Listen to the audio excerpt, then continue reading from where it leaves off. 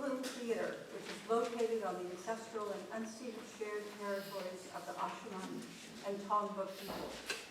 As members of a land-grant institution, we acknowledge the Ashaman and Tongva people as traditional land caretakers whose efforts to steward and protect the land continue today.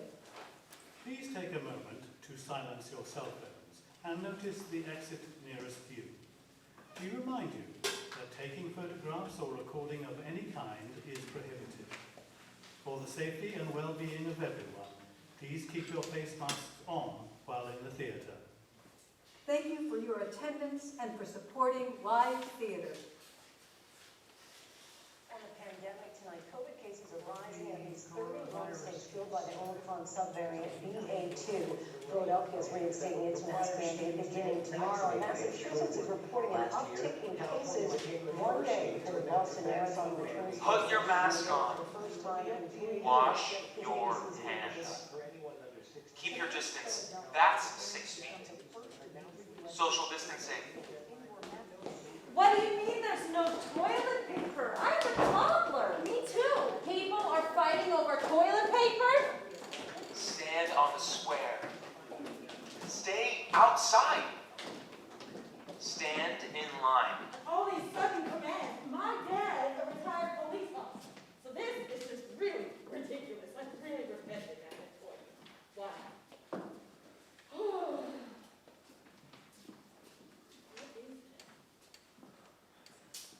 My grandparents were incarcerated in World War II. This is really unsettling. On March 20th, 2020, California, with a population of over 40 million people, orders a mandatory lockdown. Schools, restaurants, and bars all shut down. I've been teaching in the prisons since 2018. And I was teaching classes at Indio in San Diego. And when the pandemic hit, CDCR was like, nobody is coming in. We're going to go on lockdown. CDCR. The California Department of Corrections and Rehabilitation. With an emphasis on corrections. That's right. It only got added in 2004. What does that even mean? A lockdown? We have to stay home. And now we're on Zoom. The campus is locked up and closed down. And I'm in New York, where things are not good. By the beginning of April, New York City had over 25% of the total deaths from COVID-19 in the country. Schools closed, so do offices, restaurants, cafes, movie theaters, motels and hotels, plus most stores.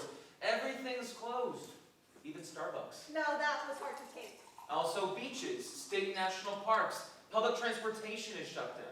Planes stop flying. And trains stopped running. Somebody else has to get your groceries. Children can't play together.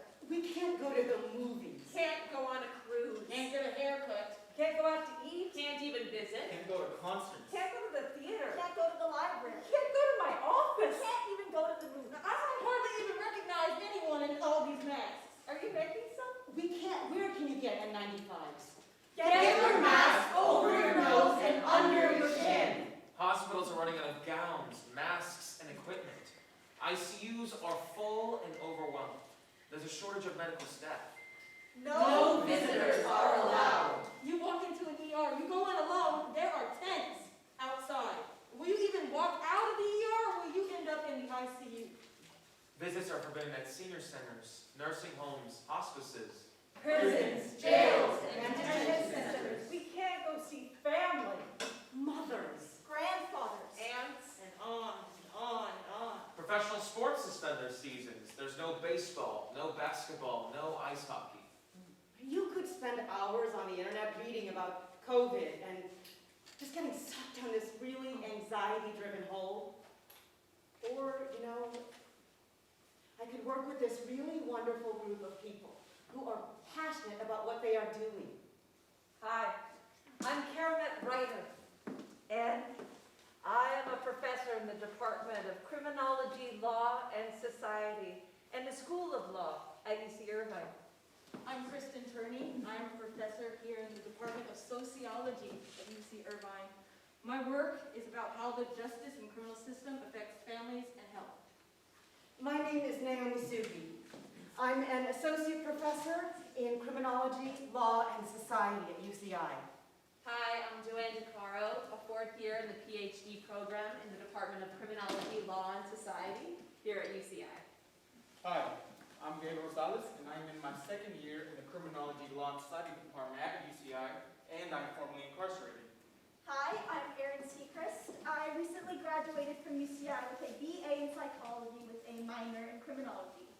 I really wanted to get some experience with the prison population and try to understand if this type of work was what I really wanted to do.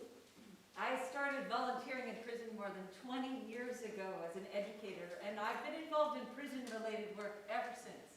I do research on incarceration and the criminal justice system more broadly.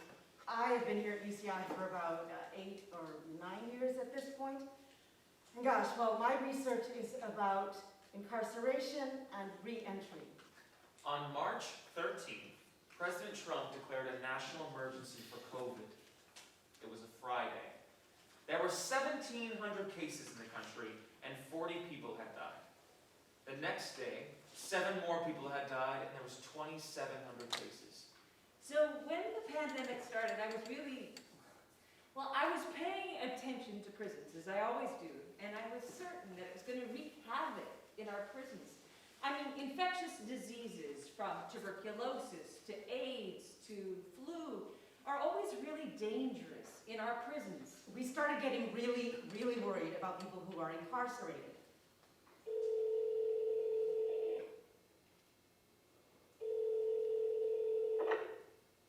Please, if you can help me in any way, please do. I need help. I need help. I need help. Yes, lots of those who must be sick and they're still sick. Thank you. And so we were getting really worried about the conditions. Just knowing about the conditions of incarceration, the fact that California prisons are 130% overcrowded, and that's somehow acceptable. So it was impossible to socially distance. A prisoner from Vacaville, bro. I personally heard a sergeant tell another correction officer nurse, well, at least we wouldn't have to worry about reducing the prison population. COVID is doing that for us. I was already feeling disconnected being on a sabbatical, and I was living in New York City in March of 2020, and it's a horrible place to live and beyond that. The USNS Comfort Hospital ship arrived in New York Harbor on March 30th. The National Guard set up field hospitals in several places citywide. Refrigerator trucks were set up on city streets outside hospitals to accommodate the overflow of bodies. I was feeling frustrated and helpless. As was I. In mid-April, Kristen and I received an email through a colleague from someone who worked at San Quentin. She was concerned about what was going on there. Prisoners had been transferred in from Chino without testing. And some of them had symptoms. So now San Quentin was facing a full-on emergency. On April 14th, President Trump stopped funding for the World Health Organization. San Quentin was seeing 20 medical emergencies a day. It used to be 2. 90% of prisoners were infected. That's over 2,600 people. 100 were hospitalized, 26 have died. We, Karamet, Kristen, and I, wanted to do something that would potentially alert the public about prisons as sites of vulnerability for people incarcerated and for staff. By April 16th, 30,985 people had died from COVID-19, and there were 639,664 confirmed cases. We were all feeling frustrated and helpless. So the first thing we did was write these op-eds. Together. Because that's what academics do. By April 30th, there were over 1 million cases, and close to 61,000 people had died. I think society really likes to think about the prison system like a Netflix documentary. Either that or just pretend like they don't exist. People think of prisons as separate from our society and places where maybe the virus would be bad there, but it would be contained. And I think we wanted to show that prisons are really porous. Prison staff are coming and going, and they can both bring COVID in and take it back to their families and endanger their community. Like staff in nursing homes. They got a lot of attention, rightfully so. Residents were at high risk of getting infected because employees were coming in and out of the facilities, bringing the virus in with them. The New York State Department of Health would find that COVID-19 fatalities in nursing homes were related to infected nursing home staff. And you have to know that the same thing applies to jails across the United States. We're starting to see COVID infection rates in prisons and jails really skyrocket. But prisons aren't really on the public's radar. I just was found positive for COVID-19, and I was taken out of my housing unit and put in this gym that housed 100+ guys, which it was a deplorable, no cleaning supplies. It was pretty hard to get op-eds about prisons placed at the beginning of the pandemic. And we spent a lot of time trying to place them.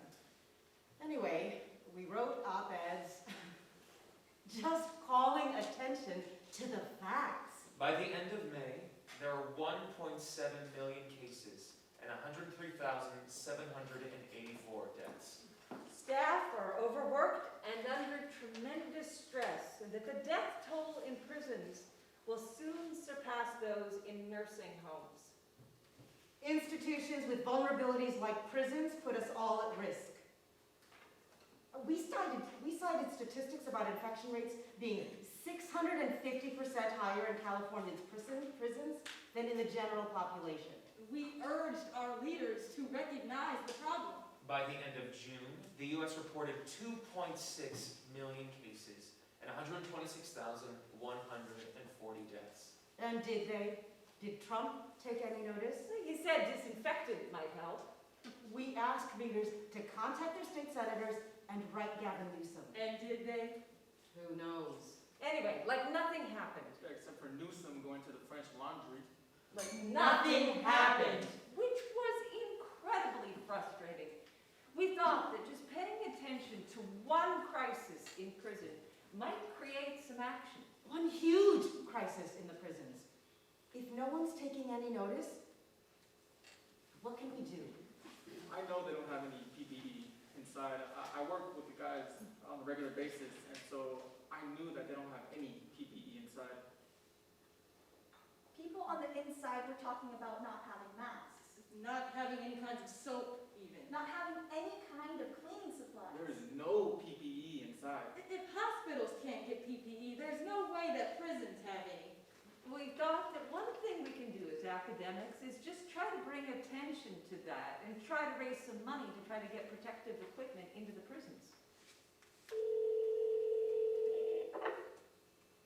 So what they seem to be doing is creating a crisis situation by withholding more PPEs and cleaning agents.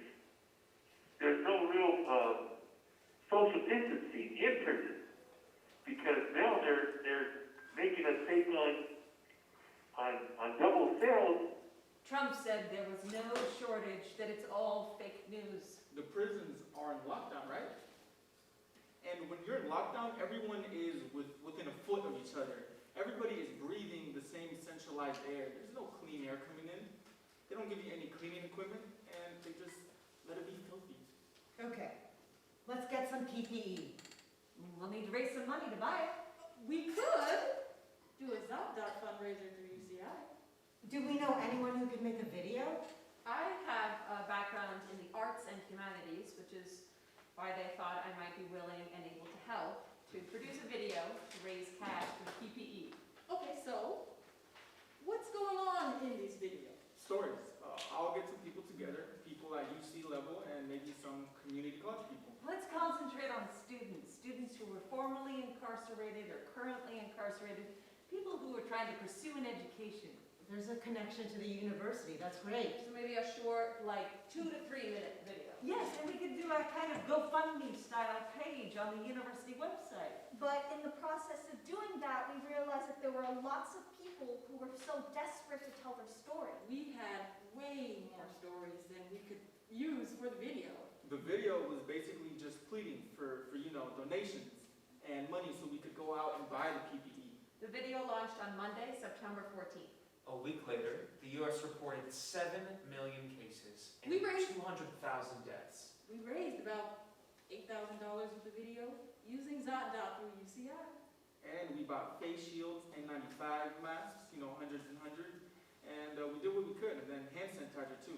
We had selected 3 facilities: the California Institute for Women in Corona, California Institute for Men in Chino, and R.G. Donovan in San Diego, where Gabe teaches.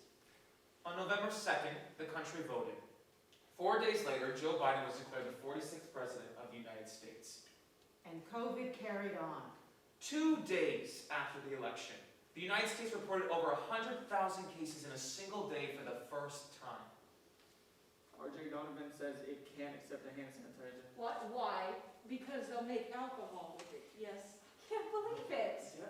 Well, there's truth to that statement, but I mean, in a life or death situation, it just got frustrating. We're just trying to help, and the folks at Donovan are making it really hard. And the other 2? Both CIW and CIM are okay with hand sanitizer. Lori, our financial admin person, was amazing. We really couldn't do the project without her on the staff side. It was no easy task to get the stuff to the prisons. Lori met me at the U-Haul place to rent the truck and go and distribute the PPE to the various prisons. And my partner and me delivered to the CIW and CIM prisons on Friday, December 18th. 4 days earlier, the death toll in the U.S. reached 300,000. 7 days later, the country recorded 18 million cases. But we eventually got all the stuff delivered. Only after you weighed in with the brass at Donovan. Yes, well, we had to twist some arms. PPE was finally delivered to Donovan on January 15th, 2021. 5 days before President Biden's inauguration. So, job done. No celebration, though. Because there's still a lockdown, and we were all still on Zoom. By January 19th, over 400,000 people had died in the U.S., and 24 million cases were reported. But in the process of producing the video to get the funds to deliver the PPE, in the process of the campaign, Collecting the stories about conditions inside the prisons for the video. Conditions which were appalling. People said they could never speak to a doctor, get medical care. They got maybe some Tylenol and really just left to kind of like work it out of their system. And some people didn't work it out of their system. I had one of the cops here actually, I went to go grab my mail and he coughed on it and then gave it to me. And that is not exaggeration at all. I got a call from someone who said, I'm sleeping on the top bunk, but I still get dizzy. And no one cares. No one cares that I'm still out of breath.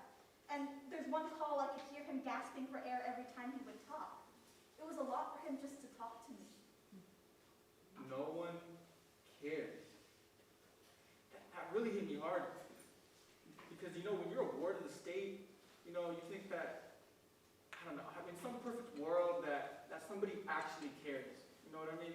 There's going to be money or responsible, some kind of accountability, but we found out that it wasn't the case at all. And we realized partially as a consequence that there were so many people who were desperate to tell their story from the inside about what was happening. A lot of people didn't even report being sick because they didn't want to be put in solitary. So it's like, not only do you feel horrible and you have this disease that could possibly kill you, but then they throw you in solitary and they don't give you any medicine. Basically, you're getting punished for getting sick. Lots of institutions did this. They would just check your vitals to make sure you were breathing. And if you were breathing, you're okay. But then we also heard stories of some people that passed away in their cells and were just left there. And they weren't found for days.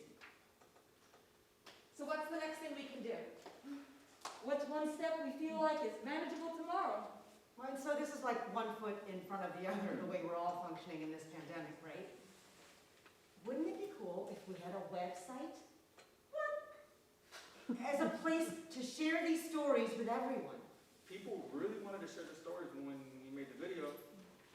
I mean, no one on the inside has any way to know what's going on the outside. A lockdown locks everyone out as well as in. There's no news coverage. We don't know how many are sick or being moved about. We have no idea. So if we could somehow find a way to let people know, And to make it public. And share the stories of the incarcerated, get their stories out there so that they could be heard. yes, yeah, so what are we talking about exactly? Maybe a website. Yes, a website, that's a great idea. We could collect maybe a couple hundred stories. And maybe build an archive. I worked on one at Northeastern. How do we get these stories? I mean, how do we collect these stories? Well, we could start a hotline so that people could call in and tell their stories, and then maybe we could collect them, their stories, and build an archive. The one I worked on at Northeastern was about the Boston Marathon. It was sort of a crowdsourced archive. How many prisons are we talking about here? Southern California, the whole state, or just the 3 we delivered the PPE to? Prisons close to UCI or statewide? I think to make it meaningful, we need to go statewide. There are 35 prisons in the state. It's pretty crazy to think about getting testimonies from 35 different prisons. And what about the jails? There's a lot more jails than prisons. If we're going to include the jails, what about the immigration detention centers? Well, everyone inside is so trapped. Well, look, I think the impulse is laudatory, but I think it's beyond us at the moment. Let's just see what happens. And start with just the prisons. So committing to the 35. That's still about 117,000 people. In a system designed for 85,000. That's some overcrowding. Which is why COVID can and will spread like wildfire. In the end, we just wanted to collect as much information as possible and see who we can get, and discuss what is happening so that people can hear. Because that kind of personal information is not out there. It's missing. Yes, it's not in the UCLA study or any of the others we've seen. So the next step Was to talk to the university telephone services, and they gave us some advice. pointing us in the direction of a law school professor who had set up a hotline for legal services. We could do something similar to that. But we need to deal with the phone companies at the prisons. Yeah, and we need to make it so that all the calls will be collected. Yeah, a lot of people don't realize each jail system contracts with their own collect call company. And there's lots of different collect call companies that contract with the prisons, and it changes all the time. So information we get online about these call companies is often outdated. We're constantly having to adjust. Lori, she dealt with this. Pretty much every week, she was putting more money on all of our collect call accounts. Okay, we're gonna do this. We're gonna start this hotline, say 5 to 9 p.m. on weekdays. And we have what we know, we have undergraduate students who are also kind of struggling with how do we get any kind of real world experience in this pandemic? And that was me. That's how I got hooked up to the project. So let's see if we can also get some graduate students, and along with the undergrads, they can staff the hotline on weeknights. Great. So that's our end. We are set up to receive calls, but how do we get people to call in? Wait, just a minute. Before we get this up, we need to address privacy. The privacy of the incarcerated, because we don't want any reprisals. Yeah, we will need to talk with people at the university to figure out how to protect people's privacy and preserve their anonymity. I mean, we have to ensure this. Because anonymity is a huge issue. People who call in need to be able to trust that we can anonymize their material, right? Because there's a risk to sharing and documenting these conditions. When you're on a call, you don't actually think that the prison is listening, but that's really not the case. The prisoner from Salinas Valley wrote, "Now I must prepare for possible reprisal for simply sharing my truth and story with you, as CDCR staff read all of my letters and phone calls." If the prison staff gets wind of incarcerated individuals speaking negatively about a facility, they can retaliate in very negative ways. A lot of them will get thrown into solitary. Solitary has various names: the shoe, the hole, solitary confinement, administrative segregation, whatever term is used in different facilities. So if the prisons find out about someone speaking negatively, Yeah, there will be consequences. So we absolutely have to figure out a way to make the archive anonymous. We consulted with UC Legal. And we learned it was a complicated process to get affected anonymity. Yes, we would have to redact a whole lot of identifying references. Like names, numbers, anything that could identify the person. And we needed at least 10 responses from a prison before we could post it on the archive's website. And we did all of that. The editing, the redaction, the transcription, and deleting. So much so that now we couldn't find any particular person, even if we wanted to. Yeah, we took out all identifying references from the transcript, so no one could actually identify the person making the call or writing it. But our immediate problem is, how do we get the stories? We could make up some flyers. And put some ads in the prison newspapers. But that won't really work because not every prison has a publication. So how do we get the stories? We write letters Yes, asking. but to whom? Who are we going to send them to? We need names. Okay, how's this for an idea? We look for the most common names in the California census. And then match them to CDCR's locator list. And that's what we did. We got 500 names like Smith and Ramirez. And matched them. And then wrote individual invitations, soliciting stories. Initially, we thought we'd get a lot of calls rather than letters.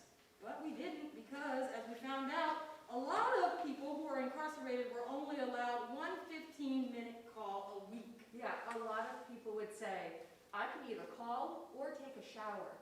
I had one guy tell me, and this was a private prison, that he couldn't get to the phone because the COs were having a potluck.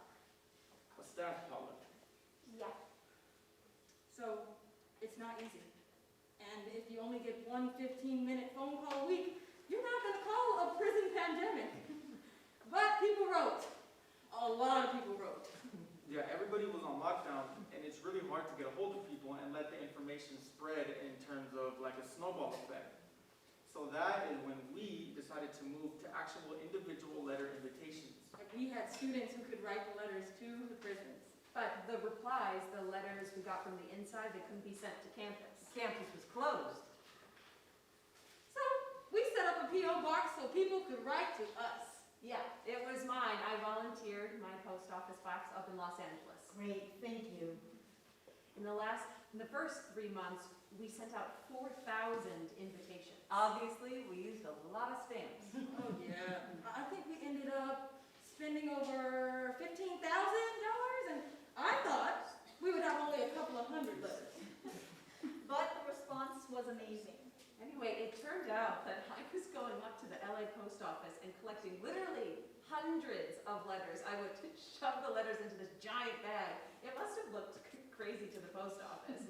I'm sure they wondered what I was up to with hundreds of letters, all from California prisons. And you couldn't even bring them to campus. It took some time to organize student teams. Yeah, we ended up with 6 of them. Hotline Letter writing. Redaction. Transcription. Audio editing. and social media. At the beginning, before we had the teams, and for a long time, I was the only one reviewing the mail, scanning and reading all of these letters. So for a long time, I was just like hearing all of these voices through the letters very concretely. One of the first calls I got, this person talked about how he was a transgender individual incarcerated and how tough that was on top of COVID. I'm personally, I'm a transgender inmate, so aside from dealing with the COVID situation, we're still dealing with a lot of the stuff that relate to being trans as well, and a lot of that being disregarded, especially treatment regarding trans individuals. Medical treatment is being pushed to the back burner. The prison staff, they'll say, you'll be fine, lay down, or things of that nature, but they don't get the medical help they need. We got this letter from Chowchilla. Back in August 2019, I was diagnosed with stage 4 breast cancer. Medical here is not good. They have my chemo on hold due to the surge of the pandemic. I have no antibodies. I'm fighting for my life as I write this letter to you. I'm very weak. I've been in prison since 1981 for a 211 robbery of a gold chain of a house. Was it right? No. I have done over my time. And now I'm 56 with stage 4 breast cancer, living in the prison hospital. I don't want to die here. They don't treat us as a patient. They treat us like prisoners. We are human first. You know the COs. Correctional officers. Yeah, right, correctional officers. The way that they function, and it's pretty consistent that a lot of them don't see the value in getting vaccinated. But then the incarcerated individuals would be reprimanded or written up for not wanting to get their vaccines. And, you know, We were getting all of these stories in the letters. We were trying to process, and I got my whole family involved helping with the process. but there's so much in those letters that was poetic and beautiful, and not that that's surprising. While you're reading about so much devastation, so much pain, it was always beautiful and surprising to have this beauty come through. Just listen a moment.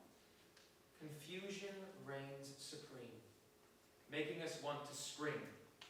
No one knows what to do, causing quite a snafu. Moving here, moving there, of sudden change beware. Here today, gone the next. Back again, a pretext. Right hand knows, not left hand. Both misdirect the band, leaving all in chaos because of a virus. A prisoner in high desert wrote this: "If I could take all the COVID in the world, endure the pain and suffering for others, and die with the virus, I would." As I sit here to write you, my heart flutters in pain because COVID robbed the world of my friend, wrote a prisoner in Mule Creek. Another wrote in from Mule Creek as well. Only to be condemned by a courtroom full of microscopic executioners. And from Wasco, in here, you're just a number with COVID-19. You're gonna be given two things, that's a cell or a body bag. Either one, trust me, no one cares. And I just know that the 15-minute phone call they have can make them feel so much different. Just to have someone hear them for 15 minutes. Yeah, exactly. We've heard from so many people that just having a platform to speak and that somebody out there listening, being heard is so important. Especially because conditions inside many of the prisons were appalling. Yes, appalling. And many of the incarcerated were terrified of getting infected. People at high risk. But they had no help. I mean, Prisons rely on the incarcerated for their labor. So many of the incarcerated are working, assigned to laundry, kitchen, general cleanup. So they, the COs, would say, if you don't go to work, we're gonna give you a write-up. I don't want to get another write-up because I'm a lifer. And it'll make me where I won't go home. So, you know, pretty much that's the story for me. So, meaning you're going to get in trouble if you don't go to work, even if you have health problems, you're at high risk, and you could potentially die. And I remember one of the guys saying, I got a life sentence, but I didn't get a death sentence. right, Just hearing so many people talk about having to choose between working, doing their prison work assignment, like working in the kitchen, or doing cleanup, or refusing to do that, but potentially getting written up, it was really upsetting. And then we got to the point where we had letters and calls from all the prisons in California. Amazing. When I expected just a couple hundred. And now we have this huge backlog. So I had a caller the other day, and he goes, "I'm being released soon. Should I put this phone number in my phone?" And he's just like, "Are you guys going to be around?" Well, it's a good question to ask. Nowadays, it's such a huge, I spend hours a day on it, every day. And then there's the backlog. Which all the students are dealing with. I don't know when they're going to catch up, if they even can. You're asking, how long are we going to keep this up? Should we keep this up? Also, don't forget, how long will the funding last? Will grants keep coming in? Where do we draw the line? When do we draw the line? how many more stories do we have? Yeah, when do you stop and move on? But do you think it's been a success? Oh, I think so.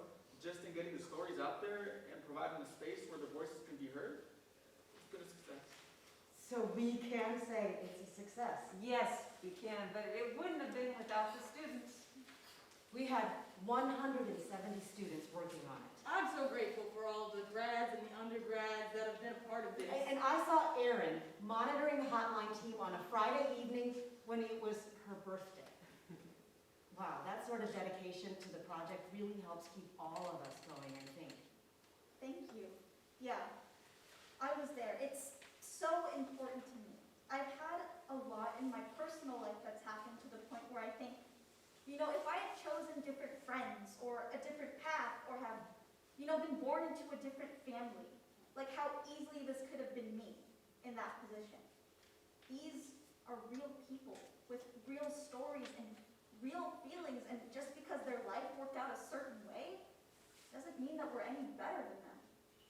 All throughout high school, a lot of my friends went to jail and prison, and I was just very fortunate myself that I did not during that time period, but I saw what it did to all of my friends, and I saw the traumas that they experienced in their childhood and how it manifested in reckless behavior and how they ended up in jail due to those. We have, what, over 4,000 stories now, and it's a huge amount of work to process all these letters and calls. I think we are in agreement that collecting stories at the rate we are is not sustainable. With more coming every day. But we have the vaccine now, and it's been a huge game changer. The cases have leveled off. I think we should keep the hotline and P.O. box open until at least the end of the year. 2021. And then we can make a decision in the coming months. We don't want to be collecting stories forever, but the decision might come down to like how COVID is looking at the end of 2021. Yes. And who is using this resource? I mean, we've created this amazing resource, so who gets to use it and for what? Well, I have an answer for that. The ACLU is using the archive to research background for cases. It's being used as a resource for classes, so it is getting out there. Here at RT Jonathan, we have a total utter collapse. The system failed, people die, and the families that die, the inmates that die in the prison ones, they need to know the truth. They need to know the truth, the public needs to know the truth. Okay, right now, I think we have a strong and robust documentation of what the experience of COVID was like in carceral facilities across California. We are getting about 1,000 hits a month, which is great. We have gone beyond saturation to show how pervasive, but is there a time when we should... Yes. We had talked about a while back adding jails and detention centers to the archives. I think we can do it. Does anyone have any objections to expanding the scope of the archive? No, I think it's good to include the jails. And especially the detention centers. Those people get lost too easily. Anyone else? Well, okay, then let's do it. Starting over to include jails and detention centers. I'll get started. And when they locked us down, it was because they had initially said 16 COs tested positive for the virus. But the problem with that is they let the COs, when they test, if they're feeling no symptoms, they can come back to work 5 days away from the facility and still have the virus. So, of course, it spreads a lot quicker that way.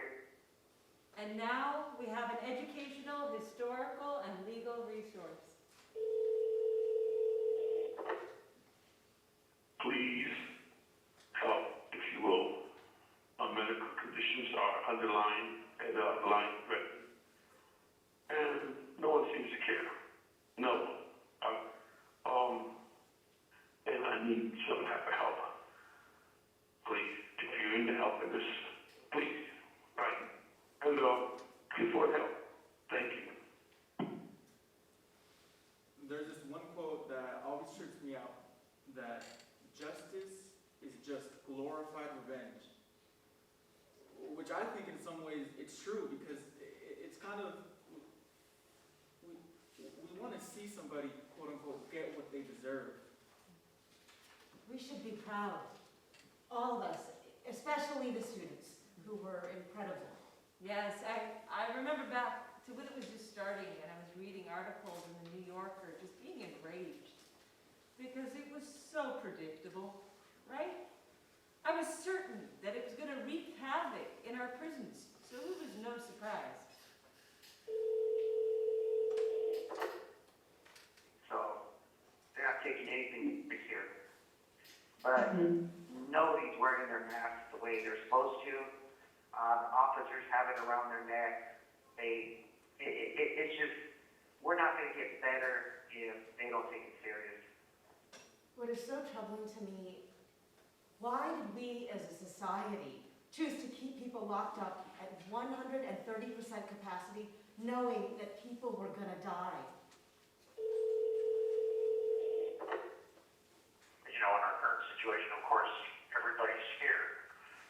So there's no ability to social distance. There's no ability whatsoever for them to do that. And of course, they tell you to crowd into a space that's, you know, should only house maybe 10 people, and there's, you know, 60, 70 people crowded into a space to get your temperature checked. We get threatened a lot. People are going to die who are incarcerated, and that's a choice we made. And it's also a choice we made not to mandate vaccination among correctional staff, and not to test people, to leave it up to correctional staff. There's so many choices that we made that did not protect people who were incarcerated, did not protect their health. And I think that is a complete injustice. Right now, there are over 73,000 confirmed cases of COVID in California prisons. And 253 deaths. Close to a 50% infection rate inside. And it was all so predictable. Yes, no surprise. Sometimes it feels like we, as a species, are incapable of dealing with stuff like this. You tell it to your face. Well, maybe not, but to answer that in some small way, the thing I would say is the silver lining in all of this has been working with such wonderful teams. It really changed my perception of how symbiotically people can work together. So maybe there's hope out there. Who was it that said a society should be judged by how it treats its prisoners? Dostoevsky. Of course, crime and punishment. But it was Gandhi who said a society should be judged by how it treats its weakest members. Either way, we are not doing so great. You can just point to the choice that we as a society made to put the incarcerated in harm's way, choose death over life. No one worries for anyone else. Not even those who take care of us. They do not care. They just spend their time sitting and sleeping with their dark glasses. You get in front of them and ask, "What do we do? There's someone sick in the dormitory." And they respond, "What do you want me to do? I'm not a doctor, I'm an officer." They look at one another, then they separate you and put you in quarantine once or more. The doctors here never prescribe medicine. Not even if you tell them that your head hurts or that you have chills. They told me that there is no medicine. It does not exist yet, and we have to wait. But I still come back to the enormous amount of work we did, the tremendous cooperation between the teams. It was inspiring. And I prefer to take that going forward. Because COVID is not over. No, it's still not over. Especially now, as we have Omicron. And BA2. I'm going to fit a beanie heat, or it's like freezing. I'm sleeping literally with a beanie, a jacket, and 2 blankets. And the cops are coming around, the officers are coming around harassing us about putting kids up, just about trying to stay warm. You know, and all of us in the gym have, per se, tested positive for COVID.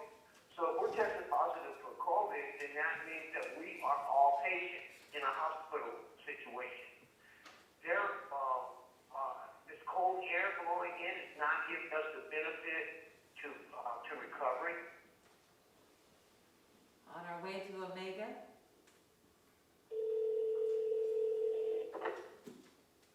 They wrote me up because I refused to go in to work. And they wrote me a 115 for not coming into work. And they said I refused to work, but I never refused to work. I told them that I didn't want to put my life in danger I don't want to get another write-up because I'm a lifer. And it'll make me where I won't go home. So, pretty much that's the story for me. So, thank you for listening to me.